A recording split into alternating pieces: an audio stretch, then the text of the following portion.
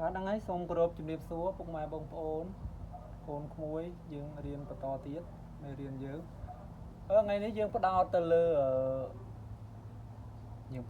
AMC fake មិនមែន AMC គាត់ធ្វើស៊ីនិយាយទៅ AMC liquidity គាត់ sweep គាត់ប្រម៉ូសាច់ប្រាក់ពីពួកយើងជា retail trader ហ្នឹងហើយមួយវិញទៀតថ្ងៃហ្នឹងខ្ញុំនិយាយតាក់ទងនឹង3ចំណុចសំខាន់ដែរគឺ fake AMC liquidity sweep មួយហើយខ្ញុំនិយាយពី sideways choppy zone market មួយហើយនឹងមួយទៀតនិយាយពី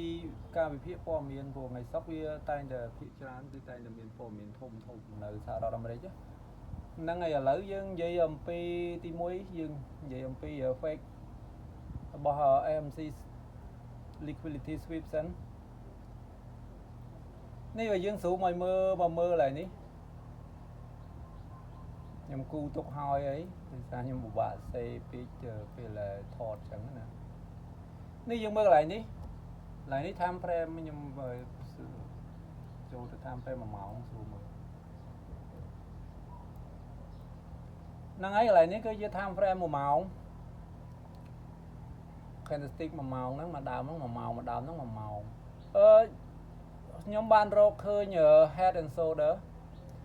កន្លែងនេះ shoulder កន្លែងនេះ head កន្លែងនេះ shoulder ហើយកន្លែងនេះជា neckline ហើយ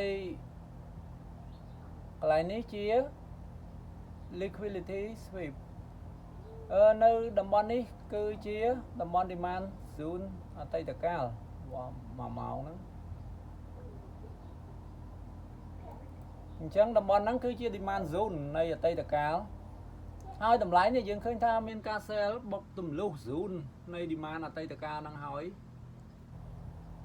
វាបាន retest ទៅវិញមេរៀនដែលយើងរៀនហ្នឹងប្រហែលជាត្រូវមានរៀនច្រើននៅលើពិភពលោកមេរៀនដែល break demand break out break អី break support break resistance អីហើយ head and shoulder ដែលជាសញ្ញាណនៃការ reversal នៃ trend របស់ trend របស់ទីផ្សារ forex ហ្នឹងសញ្ញានៃការវិលត្រឡប់ទីផ្សារហ្នឹងហើយឧទាហរណ៍ថាកំពុង up trend up អញ្ចឹងហើយស្រាប់តែមកបង្កើតជាសញ្ញាណដានជើងរបស់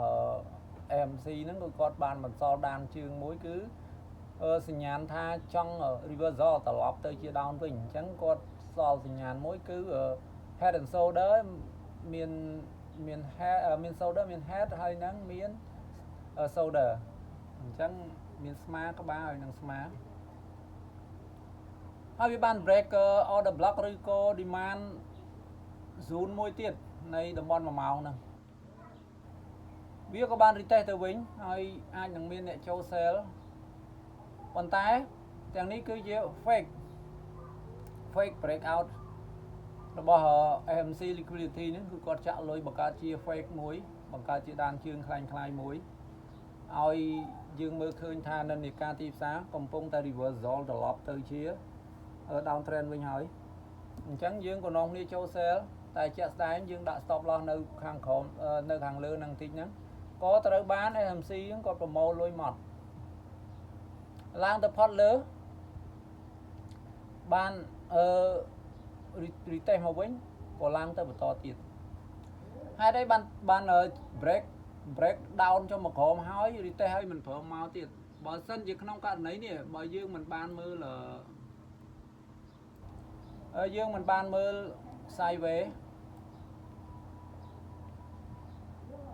sideways accumulation នេះគឺជា sideways មួយដែល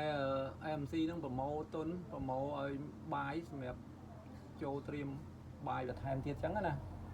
4ក្នុងនេះជា time frame 4ម៉ោង time frame ធំ1ម៉ោងក៏វាចេញអញ្ចឹងដែរតែយើងអត់បានមើលឲ្យជាក់ស្ដែងថា trend វាកំពុងតែ up យើងមើលទៅ time frame តូចថាវាជាសញ្ញា reversal នេះយើងក៏ចូល sell ក៏ចូលអន្ទាក់របស់ AMC មួយទៀតមិនអស់ចិត្តក៏បង្កើតបានជា head and shoulder មួយទៀត break out ទៀតនៅតែមិនព្រមមកទៀតតដែលពេកក៏បង្កើតបានទៅជា sideways choppy market zone ហ្នឹងហើយ sideways show pi market zone ហ្នឹងមានន័យយ៉ាងម៉េច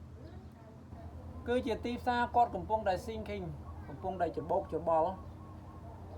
AMC គឺគាត់ចាក់លុយAI ហើយនឹង algorithm របស់ AMC កំពុងតែព្យាយាមជាក់ស្ដែងព័ត៌មានការពីម្សិលមិញហ្នឹងយើងបានព័ត៌មានការពីម្សិលមិញនេះព័ត៌មានកាលពីម្សិលមិញថ្ងៃទី26ខែ2ឆ្នាំ2026ហ្នឹងព័ត៌មានការពីម្សិលមិញនេះ unemployment claims forecast គេបានវិភាគថាអត្រានៃអ្នកអត់ការងារធ្វើវានឹងកើនឡើងរហូតទៅដល់217,000 នាក់ពោះជាងការវិស័យបដាមុនគឺតែ206,000 នាក់ទេដល់អញ្ចឹងហើយធ្វើឲ្យមានអ្នកវិភាគច្រើននៅលើពិភពលោករួមទាំងខ្មែរយើងដែរគាត់បានវិភាគថាអាចនឹងរុញតម្លៃមាសព្រោះធ្វើឲ្យដុល្លារធ្លាក់ចុះរុញឡើងប៉ុន្តែជាក់ស្ដែងនៅពេលដែល actual ចេញមកគឺវាមិនដូចទៅតាម forecast របស់អ្នកវិភាគទេវាមិនខ្ពស់ហួសដូចជាតាម forecast របស់អ្នកវិភាគគេវិភាគបែរជាចុះទាបនៅតែ212,000 វិញអញ្ចឹងវាធ្វើឲ្យតម្លៃដុល្លារហ្នឹងមិនជាស្រត់អីប្រហែលទេដូច្នេះហើយក៏ធ្វើឲ្យទីផ្សារហ្នឹងមិនជាមាសមិនជាមានសន្ទុះអីទេហើយក៏ធ្លាក់ក៏មិនធ្លាក់ដែរអញ្ចឹង AMC គាត់ដឹងកាលាមុន AI គាត់ឆ្លាតគាត់កណនីទៅឆ្លាតទៅលើក៏មិនទៅមកក្រោមក៏មិនទៅអញ្ចឹងអ្នកបាយអ្នក sell ហ្នឹងគឺគាត់មិនសូវហ៊ានចូលផ្សារដែរអញ្ចឹង AMC គាត់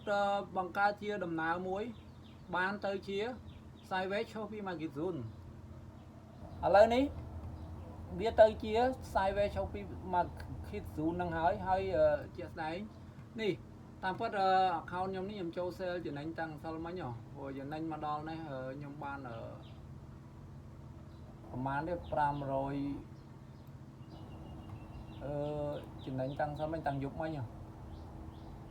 បាន500 point ដែរបើគិតជាលុយ3វា150ដែរព្រោះខ្ញុំចូល$3ណាអញ្ចឹងវាចំណេញ150វាត្រូវចំណេញហើយព្រោះវាលើស2ដងហើយលើសជាមួយនឹងជាមួយ SL របស់យើងអញ្ចឹង reward ratio របស់យើងគឺគ្រប់ target ហើយតែខ្ញុំអត់នេះទេតែថាខ្ញុំទុកធ្វើមេរៀនហ្នឹងហើយបងប្អូនខ្ញុំទុកធ្វើជាមេរៀនសម្រាប់ចែករំលែកសម្រាប់រៀនទាំងអស់គ្នាជាមួយនឹងកូនក្មួយអីបងប្អូនអីទាំងអស់គ្នាយើងរៀនសិក្សាតាមដានមើលសកម្មភាពនឹងទាំងអស់គ្នាអញ្ចឹងហើយទីផ្សារក៏មាននិន្នាការមួយទៅជា sideways choppy market zone ស្ថានភាពបែបហ្នឹងពេលដែលយើងកំពុងតែជាប់ផ្សារបែបនេះយើងបើយើងក៏មិនបាច់សំស្លន់ស្លោពេកទេហើយក៏មិនបាច់ជារំពឹងឲ្យហួសហេតុយើងព្យាយាមរកឱកាសដកខ្លួនចេញបើស្ថិតនៅក្នុងស្ថានភាពបែបហ្នឹងព្រោះស្ថានភាពបែបហ្នឹងគឺជាស្ថានភាពមួយដែលនៅក្នុង zone មួយដែលបង្កហានិភ័យដោយសារតែទីផ្សារកំពុងតែ sinking មិនទាន់សម្រេចចិត្តច្បាស់ថាគួរតែនេះដោយសារយើងវាជា up trend មែនទេអញ្ចឹងទីផ្សារមានតែ up trend sinking continuation គឺបន្ត up ទៅទៀតឬមួយក៏ up trend reversal breakout មកជា down trend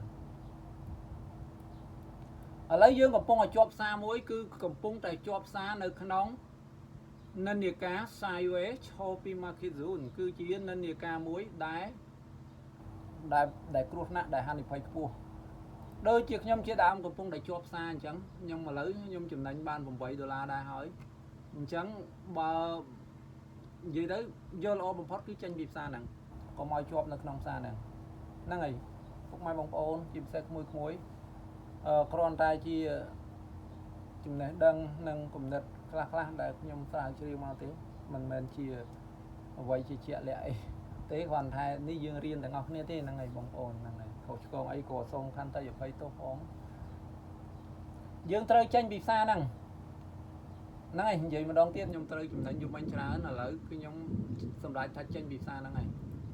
năng ngày nay bóng bóng cứ nhâm tranh đi xa năng hỏi nhưng mình tục oi miền hàn phải tiết tế rồi dương ở bị bạ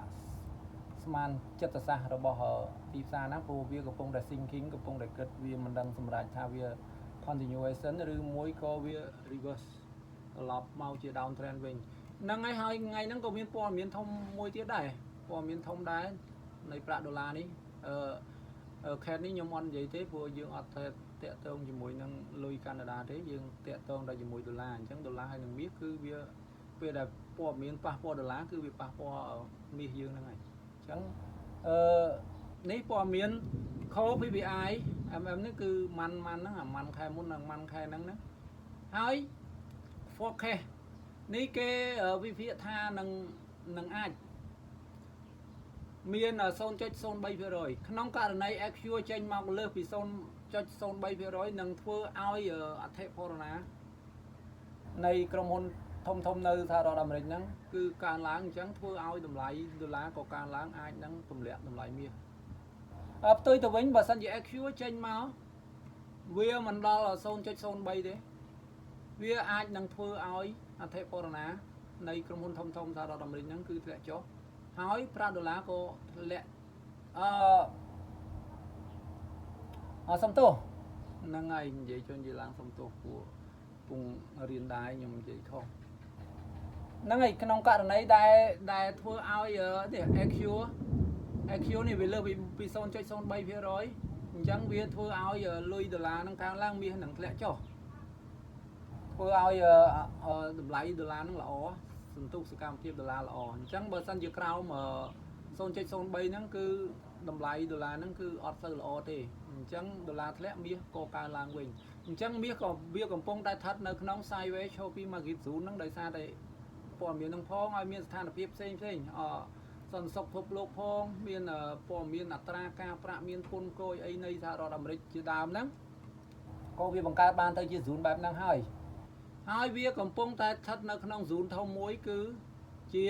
accumulation zone គឺជា zone sideways មួយដែលមានលក្ខណៈ uptrend ធំអញ្ចឹងប៉ុន្តែមកដល់នេះវា sinking ហើយអញ្ចឹងយើងត្រូវប្រយ័ត្នអញ្ចឹងខ្ញុំបានចេញពីផ្សារមិញរួចហើយយើងអត់ជាប់នៅកន្លែងហានិភ័យទៀតទេអញ្ចឹងយើងចាំមើលតើវាអាច break out មកក្រោមឬក៏មួយក៏ break ទៅលើបើ break ទៅលើវាអាចនឹងឡើងទៅលើខ្លាំងទៀតបើ break មកក្រោមគឺវានឹងចុះមកក្រោមវា reversal ត្រឡប់ពី up មកជា down វិញហ្នឹងហើយប៉ុណ្ណឹងសិនបងប្អូនហ្នឹងហើយអរគុណច្រើនខុសឆ្គងសូមខន្តីអភ័យទោសបងក្មួយអីទាំងហ្នឹងហើយ